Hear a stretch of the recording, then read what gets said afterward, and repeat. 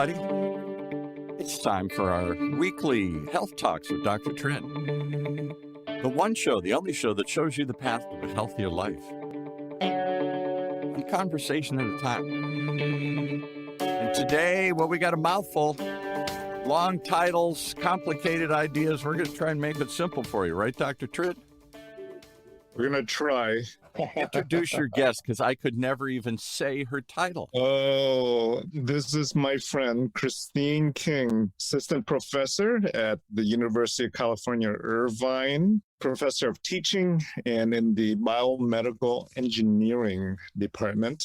And she just came back from Vietnam with Tongue Out team. And we had a great experience there.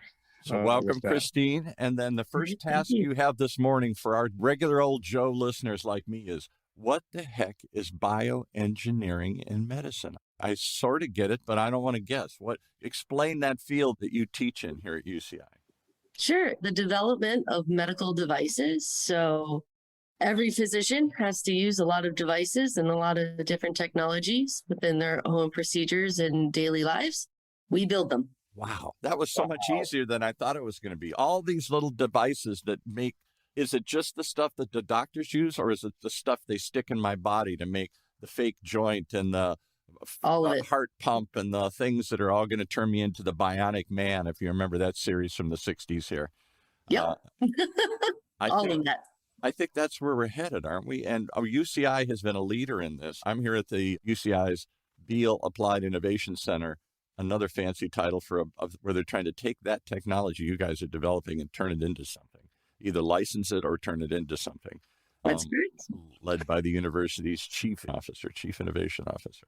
So I work with the innovation officers to help develop startup companies with our students. So I specialize in women's healthcare, where we're building medical devices for women to eventually become startups and to be licensed out to larger companies. Like what? Well, give me some stuff on the horizon. You don't have to give any secret stuff away, but give me some ideas. Speculum. So anytime any of your female friends, colleagues, wives, whatever, has to go to a OBGYN, it's the very painful thing that makes an annoying clicking sound when they have to get tested for cervical cancer. Wow. Okay. Ooh. All right. Give us a hint of something that's futuristic. It's not there yet, but you see it on the horizon. We're doing a lot of research right now to help treat postpartum hemorrhage. So this is to keep women from bleeding out and dying after they give birth or have a C-section. And is that still common today? You somehow think we figured all this stuff out. I don't think they're worried about bleeding out and dying here. Well, they shouldn't be. So with our novel technologies, we want to make that number go to 0. Wow. Okay. And where is it at roughly? It's not too common. It's pretty rare, but the number of C-sections, we actually have the highest number of C-sections in the world. And that's not a good thing. A lot of women don't want C-sections, or at least want to make their choice of how they give birth. Last question, then we'll get down to the real topic here, because you opened a door here. Why are we the highest number of C-sections? And I'm going to talk, this is going to horrible, women are going to scream at me, but it seems like it's almost a convenience thing. They're scheduling when to have their baby. And so I can't predict when the baby's going to come. So we'll just set it for next Tuesday at 2:00. So just like me being anti the Roe v. Wade decision, women should have a choice. So you should have a choice on whether or not you want a C-section. And so there are times when we have to have an emergency C-section. Clearly. Yeah. And these happen more often than not because of the way we are monitoring the fetus and detecting what we call fetal distress, whether or not the fetus is in distress, and therefore we have to do a C-section. So it's another technology that we're working on to see if we can better detect fetal distress more accurately so that we can make a better decision on whether or not a C-section should happen. So you carefully skirted my question, and I'm not trying to pin you on something, but it seems like we're in a busy society. Everybody works. I think when my daughter had her second child, I think they were talking about having a C-section because they predict kind of when the baby's going to come and it's not coming. And then the doctor says, well, why don't we just set up a C-section here? And we'll, my schedule, your schedule, we'll just do it next Tuesday here.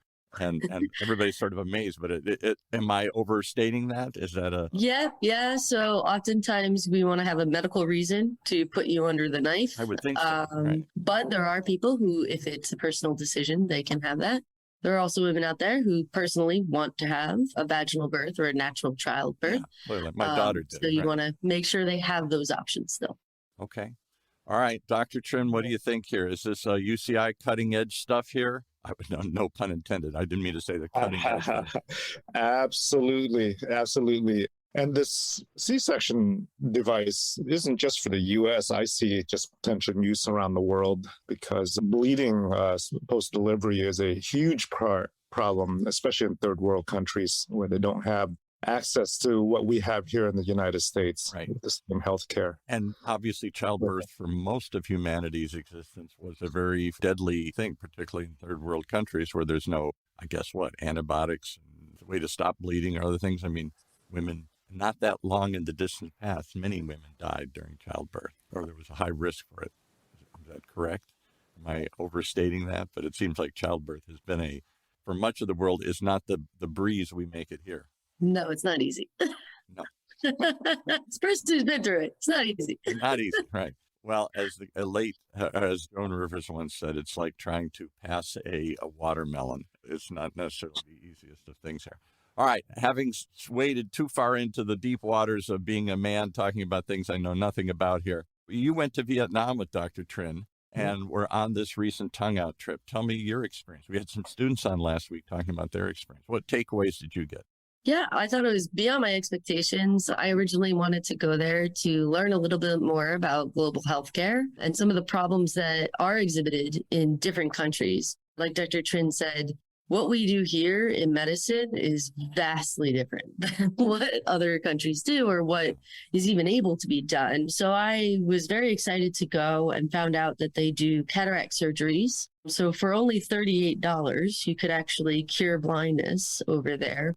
Whereas here, I think you said it was upwards of $10,000. $1,000. Yeah, a couple grand to do the same exact surgery. So I was very excited to go and film so that I can bring our experiences back to the students who weren't able to go and hopefully help them develop some ideas to innovate both not just here, but really look at how it's different over there and what could they do to help people over there and in their surgeries. But we did a lot more than that, which was even better. And I think that those were the real gems, was things like being able to visit a leprosy colony and understanding that leprosy really still is a thing and being able to educate students on that and understanding that there are these healthcare conditions that they think don't exist, where people still do need help, I think was really, really eye-opening for me. And I enjoyed that immensely. So I got to stop you. I want to stop you right there because Sure. You touched on the number one theme of last week's show. I don't think most Americans think that leprosy is still a disease. That's from the Middle Ages or something here. That's from a long time ago. It's the Black Plague. And yet it's still prevalent. It still exists in countries like Vietnam. So to see that there, what surprised you or what didn't surprise you? You were amazed by what you saw. Was there anything, you go one step further, was there some story that you remember, one patient, one person, one place? Yeah, we did an interview with one of the patients at the leprosy colony.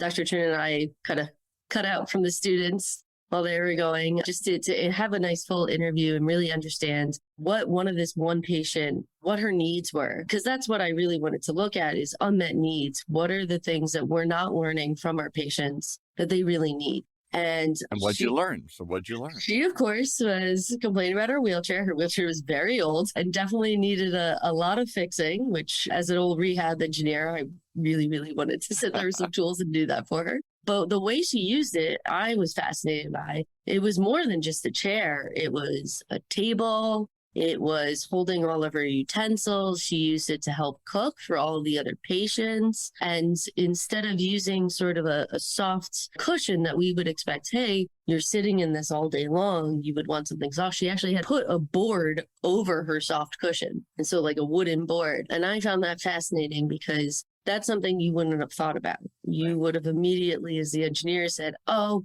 we got to prevent pressure ulcers, right? So this is where you can get really injured underneath your bottom from sitting too long. We need nice cushions. But instead, if it's being used for more than one thing, if it's used as a cutting board, if it's used as a place to hold your soup, you actually do want something very firm. So that was eye-opening to me. And watching how she pulled out a knife out of there and started showing us how she cuts.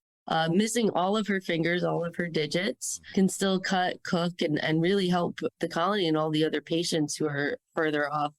And she really was taking care of a lot of the other patients, which I thought was really great how they do that together as a community. Dr. Trin, do we as a medical community, do you as a medical community spend enough time really talking with the patients and saying, what is it you need, rather than arriving and saying, here it is, I have the cure, I have the answer, line up?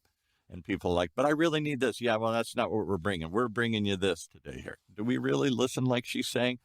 We want to make the engineer says, I'm going to design it for you. Here it is. I've presented the perfect wheelchair. I've tested it. I've tried it. And they say, but where's my cutting board? Do we listen enough? We don't listen enough, especially in the medical community. We have our algorithms. We have basically our design specs, our research. Yeah, we have an entire blueprint ready to go for our patients, when actually we should spend a little bit more time listening to them and seeing what their needs are, what their desires are, and how to meet that. So today's topic, that's why Arabian Princess joined us. You went partly to serve, partly to see and learn, and partly to bring that learning back to others. This notion of virtual reality training. Talk about that. Do we have to sit in a classroom now and look at a book and a slide to learn today, or can we learn through the virtual experiences of others? So that's where we're trying to transition. We've learned that the old medieval, and this is when it actually started, was in the medieval times, the old way of having someone stand up in front of you and yap your ear off and for you to be able to retain all of that information actually doesn't work. Students learn in all different ways. We're all different types of people and we learn differently. So what I try to do in my classroom is integrate what we call active learning. So ways of having students do things or interact with me while we're learning that material, while we're learning that content. And one way that we're trying to do this is through virtual reality. We found that clinical immersion, meaning being able to just be a fly on the wall and stand in a medical procedure, really is helpful for students to learn, especially biomedical engineers and medical students, what is going on, what to expect, and how can we innovate and help the people, the physicians that we're going to be working for or working with. Unfortunately, we can't do that for 150 students, right? I can't physically fit them in a room. So we need to get to as close as possible to that real life learning experience. And so they've tried this with videos. The problem is, like most of your children, they will put it at 5x speed. Right. They'll put it at 5x speed and they're not getting the entire room. They're only seeing what the physician is seeing or what the one camera is showing you. Where in reality, in a procedure, you have tons of people. You have technicians who are helping manage the technology, right? The electrophysiology of monitoring the patient. You have nurses who are supporting the physicians that are helping bring the tools, the instruments back and forth and helping them keep things sterile and keep things correct as they're trying to use them. And then you have multiple physicians. Some are telling them how to guide, for instance, where to put the stent in your heart, while the other ones are physically doing it. You'll even get engineers sometimes in the room helping them do that, size it, locate it, figure out how to actually make sure you anchor it correctly. And so without seeing that breadth of patients or breadth of physicians, technicians, nurses, and healthcare workers, you're really not going to be able to understand where the needs are, where the problems are. And for a medical student, where to stand, right? Yeah, right. That's actually a big error that they've noticed for very first year early on medical students. So what we've done is we filmed things in 360 degrees.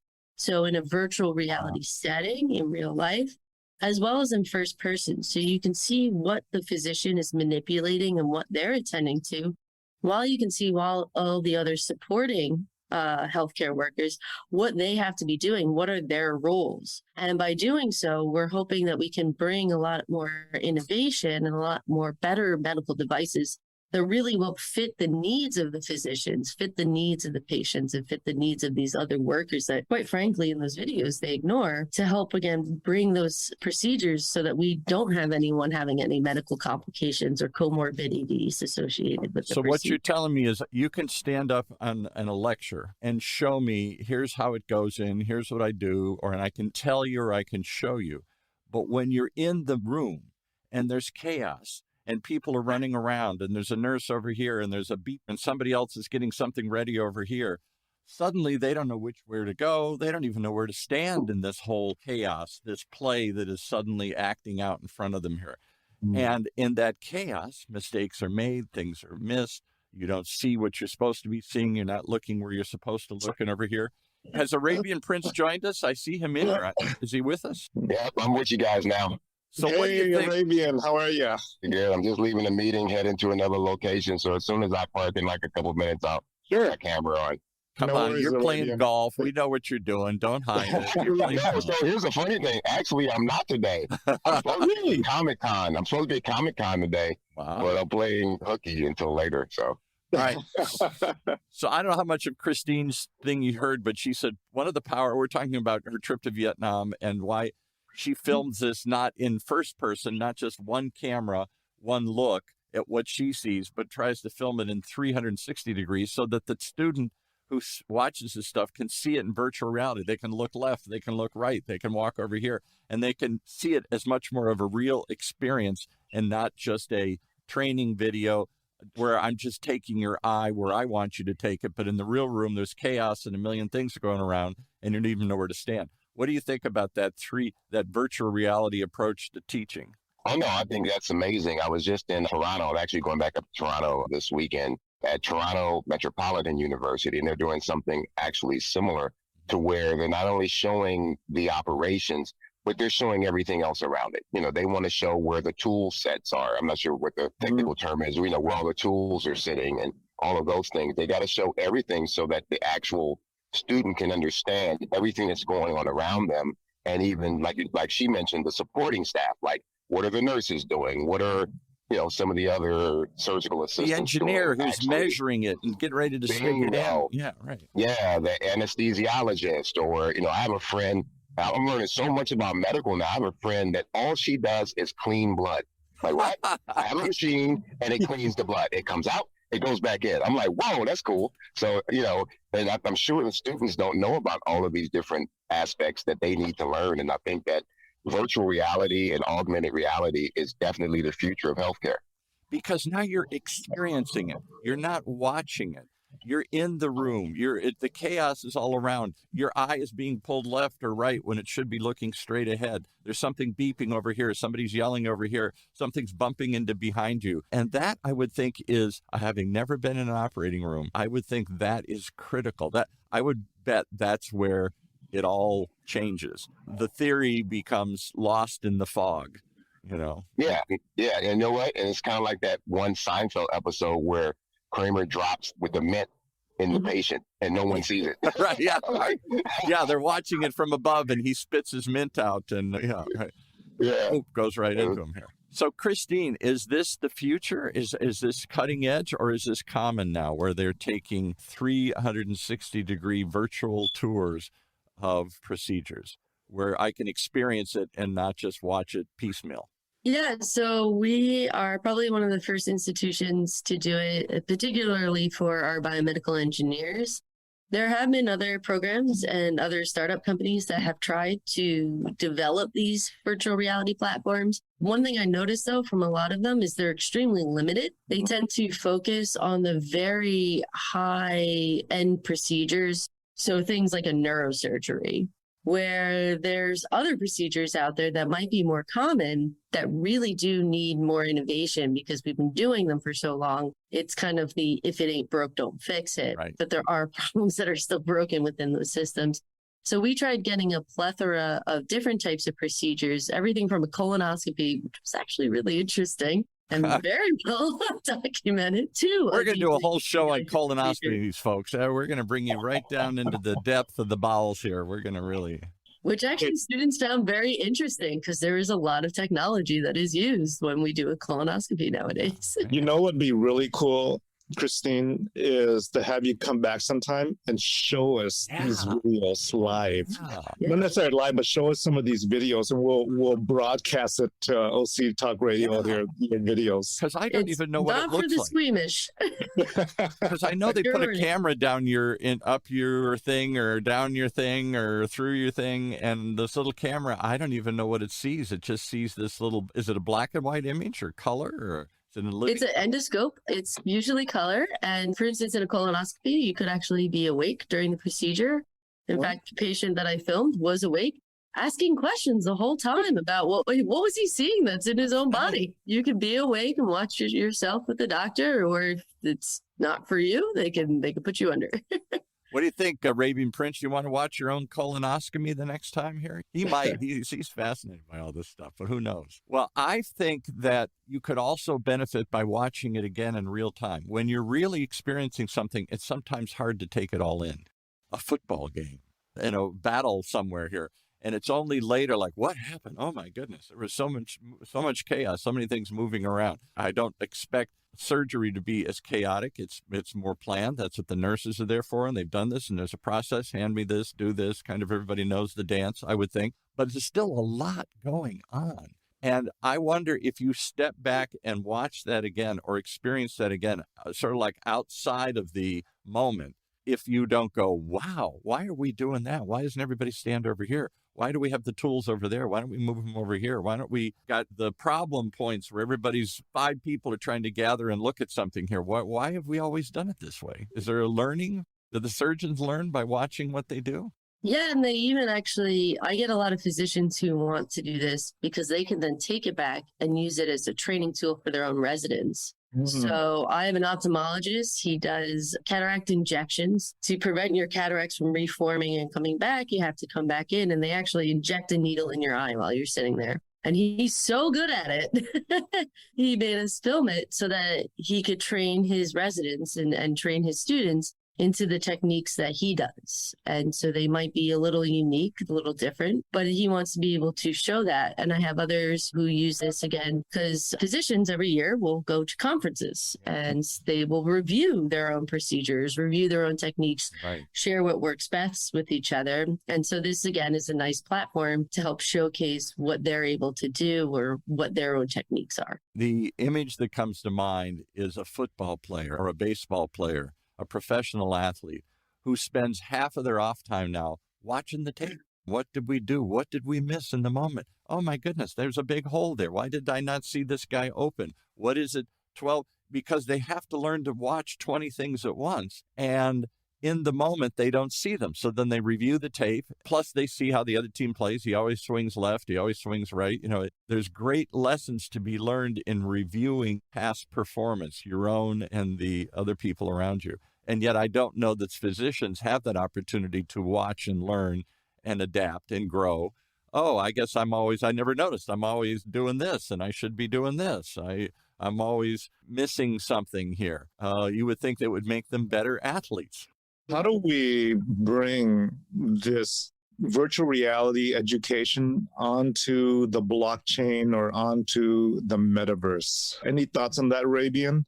Yeah, I mean, it actually is already a part of it. I mean, it's just adding the visuals to the metaverse and to the blockchain and allowing people to have access to it, because, me and you both are all about education. And I think that the more access that people have to a lot of this stuff, like I often said, everyone should be able to see surgeries, right? They should be able to see what doctors do. And a lot of times that will help demystify what's going on. Like they always talk about, I think even for kids, if kids could actually see tonsillectomy, is that what's it called? Tonsillectomy, I think, right. Whatever. Oh, did I say it correctly? You think so? Oh, nice. There you go. But anyway, if kids could see this kind of thing and then see like the before, the during, the aftermath, and, it's not that bad. You know what I mean? So I think that by us bringing a lot of the footage that, Christine has already shot into the metaverse could be an amazing step forward for the health, field in general. Boy, that's an idea I never thought of. Wow. We all have fear of surgery. I certainly do. Wow. Yeah. It's like, this is what an appendectomy looks like. This is what a colonoscopy looked like. And create an index of videos that you can bring onto the metaverse or onto the blockchain. Yeah, right. Yeah. You could watch it. Christine, I would love to see you, like I said, the after. So the before, the during, but literally showing the patient well. You know what I mean? I think you can't just leave it off as there's a surgery. Like, well, what happened to the patient? Like, you need to see the patient like eating ice cream or, going about his day and talking about it. It's like, you know what? I was scared when I went in, but it wasn't as bad as I thought. Yeah. And I think that complete picture will literally change the face of healthcare as we see it? What do you We're think, actually, so one thing that we're starting to do now is we're working with the Children's Hospital of Orange County in hopes of being able to do the same procedures, so same filming, not for biomedical engineers. They get to see those, because of course I get the content, but also for them to use. So for instance, they actually do this right now for their MRI. So when a child wants to go in an MRI, or needs to, they give them a tablet and it has the chalk bear. The chalk bear walks you through the full procedure, meaning what's the kid doing before, what they have to do, basically sit still for a very long period of time, right, in an MRI machine. And then what do they look like after?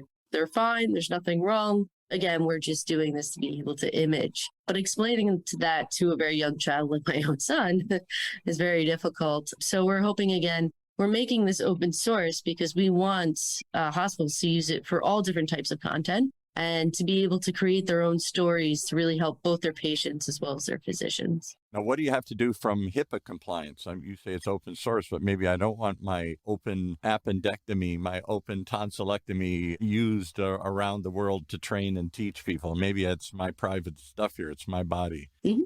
So we are approved by the Institutional Review Board. This is basically a board that every hospital or institution has to make sure that we're doing things ethically. And I come in and I ask for your consent. Can I use your procedure to be able to train and educate students and educate people? And then in post-processing, after I film, we make sure that we de-identify, meaning we scrub all of the video content for anything that would identify you as a person. So say if your name is written on a wall, we have to completely blank that out. If we can see your face, which surprisingly surgery, we most of the time can't, we cover those, blankets, but if we can see your face or any other part of something that would identify you, we blur it out. So you basically have a blurry face. But again, this is to protect your own identity. And we do this oftentimes in any sort of study that we want to do that's on a research level. This is NIH funded, right? What you're doing? Yes. Yes. Nice. And how does the NIH feel about? How do doctors feel about this? Are they waiting for this? Are they eager for this, or are they fearful? Oh, someone's looking over my shoulder. Someone's going to be filming me. Somebody's going to be evaluating me. I don't want anybody watching me. So I consent both the physician and the patient, because if the physician's like, I don't feel comfortable being filmed, we don't do it. And then they let all of the health staff aware, hey, we're filming today. She's sitting in the corner of the room. I've gone even one step further where halfway through one of my surgeries, one of the nurses said, oh, you're filming? And then just started breakdancing. So, they wanted to be on camera. So it just really depends. But the NIH is very excited about this because they experience the same problem. They would give funds to our institutions to allow for clinical immersion, allow for engineers to come in and watch procedures. But we noticed that only about up to maximum 20 students could do it every year. And this leads to a big equity issue because oftentimes it would be, say, during the summer in a summer program. I worked every single summer when I was an undergraduate. Sure, there was no way I would be able to then also do during the day clinical course. So this oftentimes now it's only the privileged that get to go in and do the program. So we want to make it so that it's equitable, meaning everybody can be able to go and do it because it's on virtual reality. So you could do it after work. You could do it right in your own time. You could do it during the school year, right, as a part of a course, and you don't have to leave, for instance, the classroom or even your own home. You can be sitting in your car like Arabian Prince, and you could be watching virtual surgery here. Yeah, exactly. You could be golfing. Yeah. So Arabian Prince is great about this. I'm at the UCI's Beal Applied Innovation Center, all about trying to take technology and research and ideas and turn it into something tangible. Is this a tangible new opportunity? Are there going to be, just like there's Hollywood production companies and there are TV production companies, will there be medical production companies that'll come in and lights, camera, action, and set up all the cameras and direct it? And a little closer over here, a little more on this. Let's pick that up. And, do we need a whole film crew there? And is this therefore an opportunity to create a whole new industry? Yeah, we actually have a competitor. So, Yeah, right. And would hospitals pay for this? I guess they just build it into the cost of the surgery or something here, but I don't know if it's expensive to do or hard to do or. So the competitor company that, like I said, there's other VR technologies, VR procedures out there. What they actually do is they make it a subscription service because that's the best business model. Yeah, right. Keep people coming back. Where Ongoing to revenue. to continue your revenue, physicians themselves will actually pay to be able to access their videos and their video content of, again, these very specialized procedures. Right. And this is to help them for when they need to renew their licenses, right? So believe it or not, Dr. Trin has to take a test every once in a while.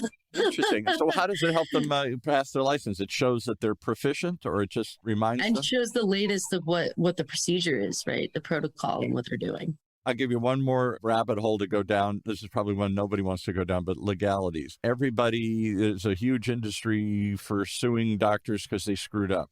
And there's all sorts of malpractice insurance to protect us. And doctors are human and they miss things. Would this help the defense? Would this help the prosecution? Is this suddenly something lawyers are salivating on? Like the body cam photos of cops, what did they really do at the stop? What did they really do in the procedure? Did they miss something, or did they... No, we got it right. So oftentimes we're doing common procedures. So the physicians know they're going to be filmed that day because they have things so well recorded. There are cameras already in every hospital procedure in every room. So they can still use those for litigation purposes. Right. This is focused more on education. Right. And so, for instance, I'm sure Dr. Trin has done this. They have other physicians review cases. So when there is a mistake made, they go through an entire sort of big deck, right, of everything that happened in that room at that time, everything that was recorded, what happened, what ended up happening to the patient that caused the problem. And then they have other physicians, experts review that to see really was a mistake. What can the hospital do to make it better, Sure, et cetera. Right, exactly. There's no question. Humans are humans. They make mistakes. That's why we try and do everything we can to mitigate it. And one of the things to mitigate it might be learn from the mistake. Let's not do that mistake again. Let's find a better way to do something, or a better process. So Christine, are you in the phase of continuing to collect obviously more content and more video? Or do you have videos ready to go looking for a platform? Where are you at in all this? Sure. I'm still collecting content. Like I said, we're just started partnering with Children's Hospital of Orange County because I want to get some children, right? Some under 18. It's a more higher risk population, right? Obviously to film procedures, because I think those would be really helpful. But we also have some content already available. So what we're doing is we actually just piloted our course last spring using the information that we received from students, right? Our beta testers, to improve upon our own platform. And we're looking for ways to be able to stream it and ways to be able to get it out into the metaverse. I think I know some guys that have a metaverse platform. I don't know if we've had them on this show or not, but I heard somebody talking about this somewhere. MD DAO. Is this a potential use? You guys have talked extensively about MD DAO. It's a DAO. It's a decentralized something organization here. It's one of these things where it's like a co-op. The members get to decide what happens. They have a vote in what we do and how this platform develops. They're not just members who come in and say, what did you come up with this week?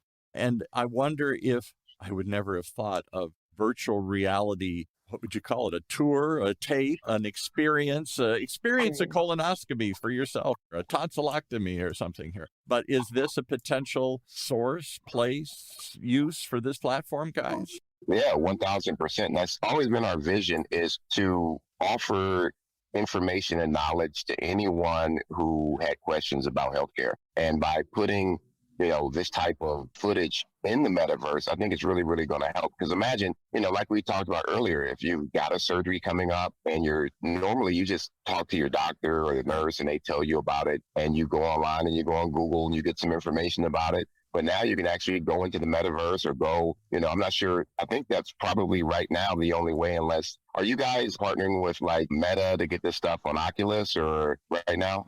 So you can actually easily get anything on the Oculus. We right now haven't made it into an app, but we use YouTube as our platform because they're the best in terms of video compression and video streaming. So all of our content right now is available for free on YouTube. But you don't get the 3D experience on YouTube. Google Cardboard, Oculus. Yeah.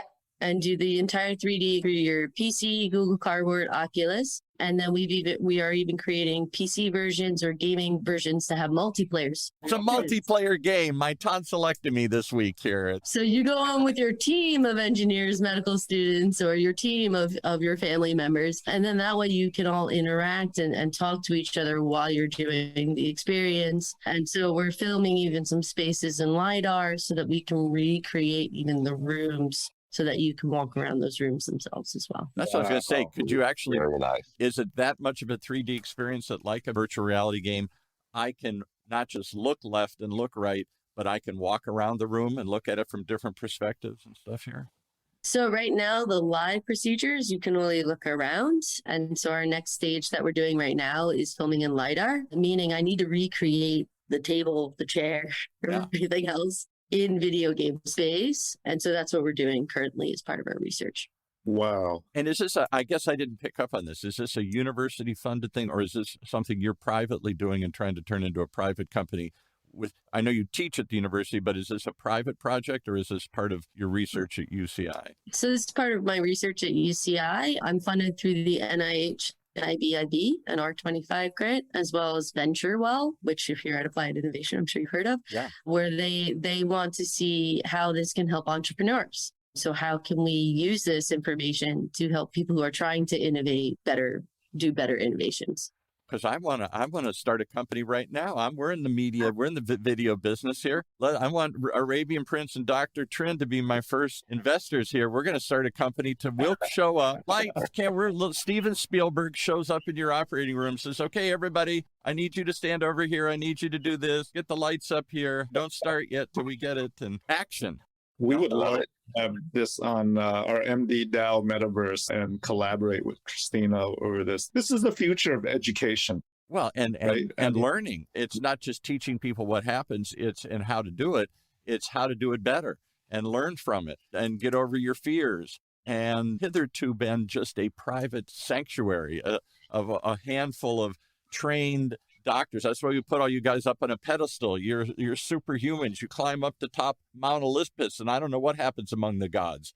I don't know how you figure all this stuff out. But, it brings it down where the people feel involved in learning about it, and students can learn from it in a real world setting, and doctors can learn from it, and everybody can watch and observe. And is there a downside to doing this? I think the mission of obtaining equity, health equity, is so important. Explain that. What does that mean? Health equity. That sounds like a noble term. I don't know what that means. It means everyone has access, not just the privileged, not just the ones with big bank accounts, but the inner cities, the communities, the minority population. Everyone has access to quality health, to quality education. And what Christina's doing is bringing that equity to our communities. Power to the people. Okay, I'm an old hippie. I'm with this. All right.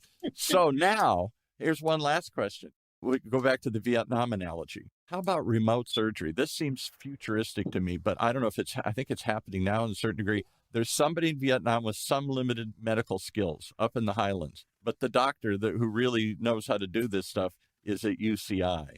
And using high-tech cameras, I'm going to walk you through how to do some procedure that you wouldn't otherwise be able to. It might not be as good as if I was there, but it's better than nobody being there. Somebody's in the middle of somewhere and has an emergency, and I'm going to walk you through how to do this. Is that possible? Everybody looks like, I don't know. I mean, could you direct a surgery halfway around the world? I can teach how to do a digital exam. Yeah, I know. That's my favorite example here. It's digital. Remember, it's telemedicine, it's digital. In other words, you're in a third world country and somebody has an emergency or a need. They have an appendectomy. And there's nobody there to do it. So if somebody has some basic medical training, a physician's assistant, a nurse, or somebody, or some, I don't know, there's some mid-level person. If you guide me through this, maybe I can figure out how to, like they do in battlefields. I don't know how to do this, but it's better than somebody's got to try. And I'm going to try and stop the bleeding or do something. Can somebody, if I had cameras there, could you direct me what to do? Or is that too scary litigation-wise and everything? I'm not going to touch that one. I'm not going to show you how to do this thing because I'm going to get sued. Well, you're in the field of telemedicine, right? Right. And so if we train maybe a nurse practitioner in Vietnam, or even a nurse who lives in the rural areas up in the highlands of Vietnam, and we give her a kit of basic medicines, Right. to an inventory of antibiotics and blood pressure pills, perhaps through a video camera, you can provide that access from a U.S. physician sitting here on a television or on my laptop, right? Chatting with that nurse and with that patient in Vietnam, and giving some guidance. So that's a good place to start to provide access to areas that are remote with no access to healthcare. I don't know about surgery yet, but at least basic medical care you can provide access to. Because I've seen it on movies or something. I guess they're just making this stuff up. Somebody's there watching a camera, and I know you're in the middle of nowhere. Doctor, I don't know how to do this. Well, damn it, you're going to have to figure it out. Here, I'll walk you through it. The patient's going to die otherwise here. Yeah. I go one That's the step blue vein, not the further. red vein. Yeah.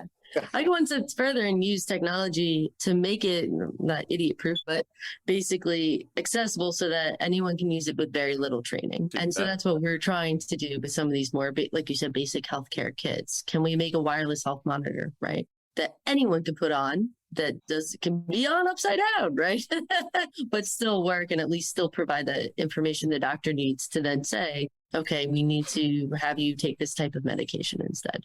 So somebody in a rural village somewhere in Africa or in India could access this stuff and maybe help or prevent or stop something that otherwise would turn into deadly, serious. That's what the metaverse is all about. That's the aim of MDDAO, is to take down the walls of health institutions and health barriers within cities, within counties, within states. When you go in the metaverse, those walls come down. And this includes walls between countries to provide care. I know we're running out of time here, but we did a show several years ago about Khan Academy, this famous guy, and his whole notion is maybe we're going to make colleges obsolete, or if not obsolete, we're going to make them available to everybody. You don't have to come to UCI and sit in the classroom. We will have the professors videotape and teach and stuff, so you can be in a village in Africa, a village in Vietnam, and have access to this information. And everybody's like, well, who pays for it and everything else? He's like, I'm not worried about that. I'm just trying to make education accessible to everybody around the world, not to the privileged few who can come and pay the money and take the time and sit there, which is kind of a version of virtual learning now. I mean, we're teaching kids virtually. UCI's shut down again, or not shut down, but they have masks on. For a while, it was shut down. Yeah. But, all these universities shut down, and they're asking the parents and the kids, we're going to teach you remotely. You can't come onto campus. The learning still goes on. We're just going to do it in a different way. So could we take that learning, that knowledge base, and spread it around the world? What would that do? It's coming. It's happening now. It's coming. All right. Well, I thank you guys for coming on, and I hope you come back and talk more. And I want to see this footage. I want to see somebody's colonoscopy. I really I think this is must-see TV. I think this is must-see TV. This is like, forget about Friends or whatever else. I got to watch this. Forget about Stranger Things. We had this show Stranger Things the whole country's enthralled with, this bizarre world. What could be stranger than watching my friend's colonoscopy? Yeah, it could be stranger. That would be pretty strange. All right. Well, thanks, guys, for coming out. Is there any place they can go to learn about what you're doing, or is this all super secret and the public can't find out your research yet here? You can look at ucivr.com. We're still in the process of updating the videos there, and we were just published in the American Society of Engineering Education. If you look up my name and virtual reality education. And I think it's got to be a podcast coming soon. What do you think, Dr. Trin? A virtual reality podcast about medicine here, where we not just talk about it, but share examples. And then this show streams live on MDDAO, and it's a program in MDDAO, and it's over the internet.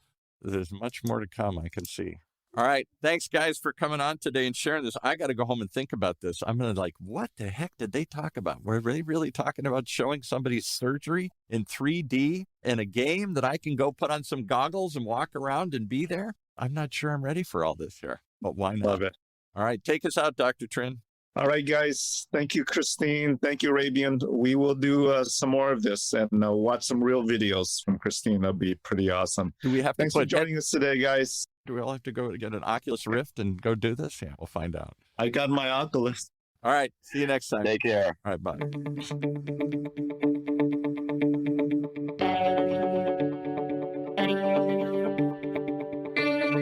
Well, there you have it. One more reason you got to tune in each and every time to Health Talks, right here in Orange County's only community radio station, OC Talk Radio.biz. Streaming live from our studios here at the University of California, Irvine's Neal Applied Innovation Center.